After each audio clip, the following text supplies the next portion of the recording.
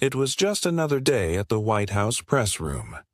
Journalists streamed in with their notepads, recorders, and weary expressions.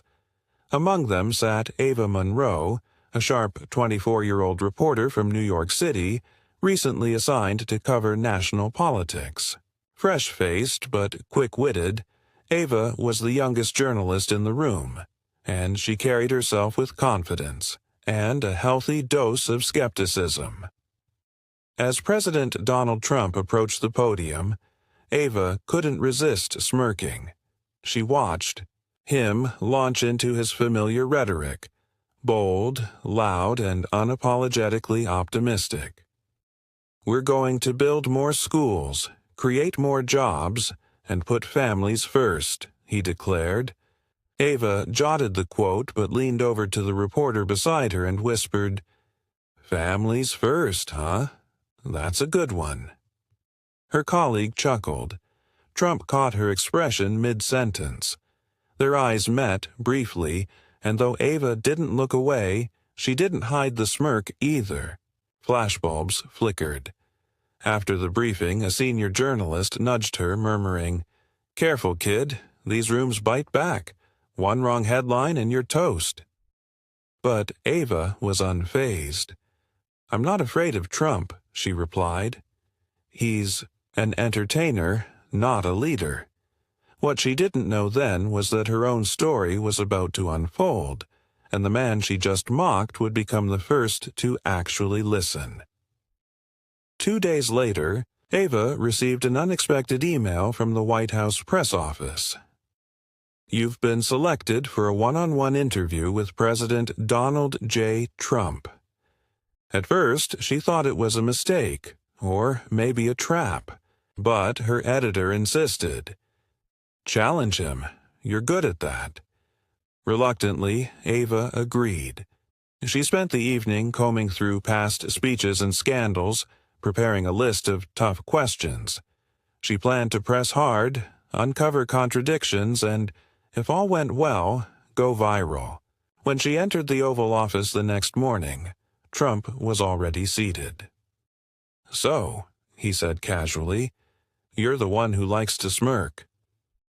Caught off guard, Ava replied, "I guess I am." "Good. I like people who think differently," he said. "Let's talk." The interview didn't go as she expected. Trump answered her questions with surprising calm, occasionally even smiling. He didn't argue, didn't storm out. He listened, and then he asked, "You're sharp, but you sound angry. What's your story?" Ava blinked. No one had ever asked her that during an interview, least of all the person she was questioning. "Story?" she repeated. Trump nodded. "Yeah, that fire in your voice doesn't come from textbooks. It comes from somewhere real." The words slipped out slowly. "I grew up in Brooklyn. Single mom. She passed away when I was 16. I worked my way through school. That's how I got here." He leaned back. "Tough climb. I respect that." Silence filled the room. Ava glanced down at her recorder and realized she had forgotten to hit record. "Mind if we start over?" she asked, embarrassed. Trump shook his head. "No need. Sometimes the best conversations aren't meant to be recorded." That night, Ava lay awake in her D.C. apartment, replaying his question in her mind. What's behind that fire? She thought of her mother, Janet Monroe, a nurse who worked endless shifts so Ava could eat. Janet had been strong, opinionated, and fearless. She even enjoyed political debates, especially about Trump. A memory surfaced. During the 2016 campaign, Janet sat coughing from illness while watching a Trump rally.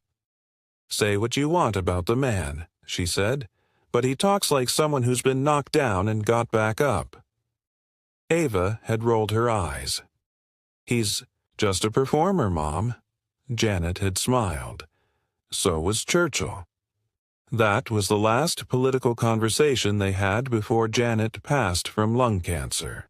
No insurance, no support, Just Ava, left to fight her way forward. Maybe that fire Trump noticed wasn't anger after all. Maybe it was grief. The next morning, her phone rang.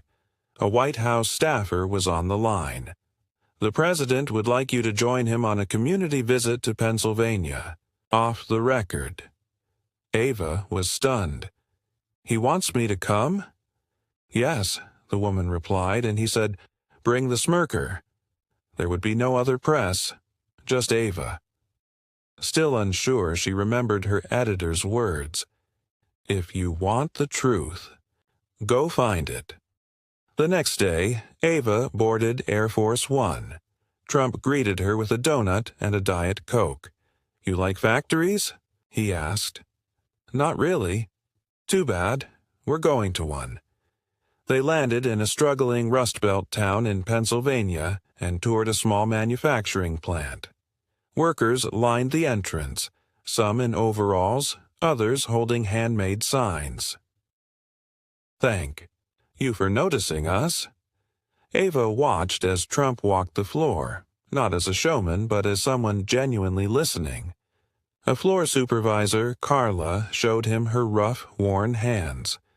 "These were out of work for 2 years," she said, "until your tax credit got us back up." He smiled, then introduced Ava.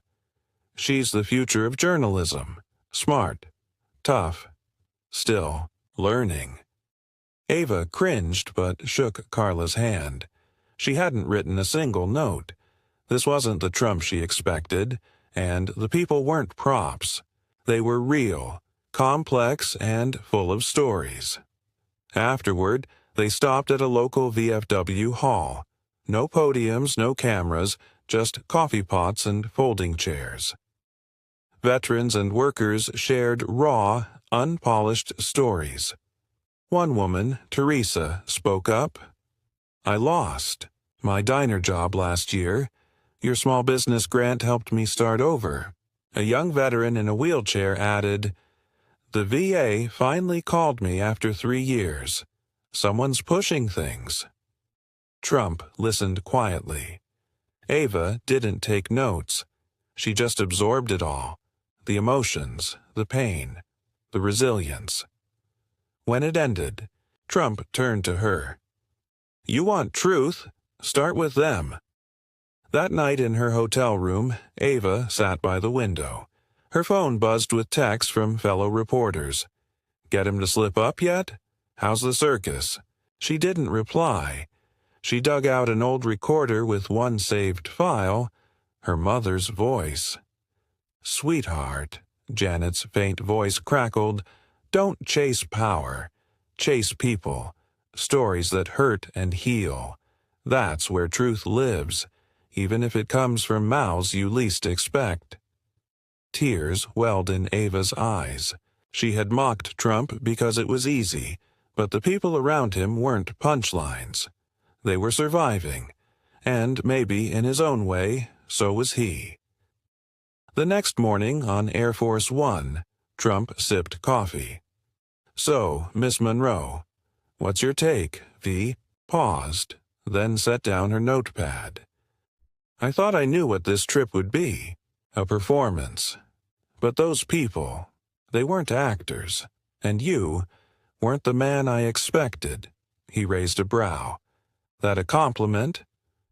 "An observation." Then, unexpectedly, he said, "I looked you up. Your mom was a nurse." Ava nodded, guarded. "She raised a fighter." "She sounds like she did," Trump replied gently.